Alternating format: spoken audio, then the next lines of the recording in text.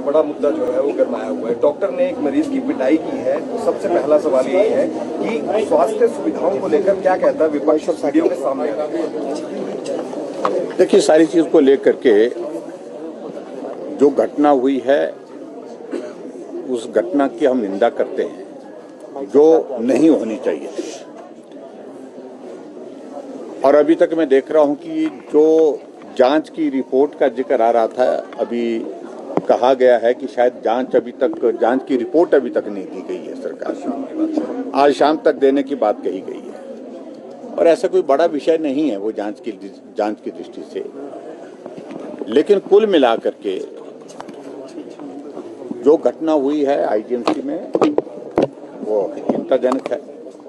मैं सिर्फ इतना ही कहना चाह रहा हूं कि डॉक्टर्स का प्रोफेशन एक बहुत ही नोबल प्रोफेशन है और अगर कोई मरीज आता भी है, तनाव में होता है, परेशानी में होता है, पीड़ा में होता है, उनकी उस स्थिति को ध्यान में रखते हुए अगर ऊपर नीचे कोई बात हो भी जाती है तो भी धैर्य से सारी चीजें होनी चाहिए थी। लेकिन अब दूसरा पक्ष भी जिस प्रकार से जिस पेशेंट की ओर से और पेशेंट के बाद डॉक्टर की ओर से आया, हम चाह रहे हैं कि इस सारी चीज के दृष्टि से पहले एक बार जो रिपोर्ट आए हुआ क्या है, क्योंकि मैं भी स्टेशन से बाहर था, जितनी से जानकारी मीडिया के माध्यम से इधर उधर से जो मिल पाई है उसका थोड़ा इंतजार कर रहे हैं। उसके बाद आगे वीडियो और वायरल हुई है। उस वीडियो में ये है कि बदतमीजी से बात की है, दूर रात की बात की है। तो डॉक्टर का ये कहना है कि तू में से 4 साल पढ़ा है, तो सिर्फ तमीज से बात की। क्या कहना चाहिए सर इस तरह का? लेकिन तमीज से तो सबको ही बात करनी चाहिए,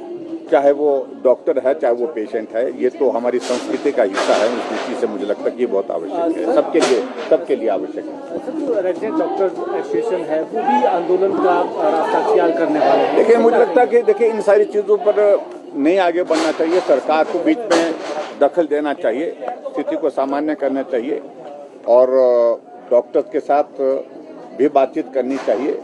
और मुझे लगता है इतना है कि जो पेशेंट के साथ हुआ है, परिवार के साथ, मुझे लगता है कि बहुत ऐसा इशू नहीं जिस इशू को लेकर के बैठ करके कुछ समाधान नहीं निकल सकता है। बैठ कर रास्ता निकालना चाहिए। और कुल मिलाकर के इस घटना से पूरा हिमाचल प्रदेश में चिंता का विषय जो बना है वो हमारे लिए चिंता का। इस तरह की घटनाएं लगातार सामने आती रही हैं, जहाँ बदसलूकी होती है, मरीजों के साथ मार पिटाई होती है, डॉक्टर्स के साथ भी होती है कई बार। इस वीडियो आने के सामने आने के बाद आपको क्या लगता है कि कोई गाइडलाइंस? ना, निश्चित रूप से गाइडलाइंस होनी चाहिए। सख्त कार्रवाई।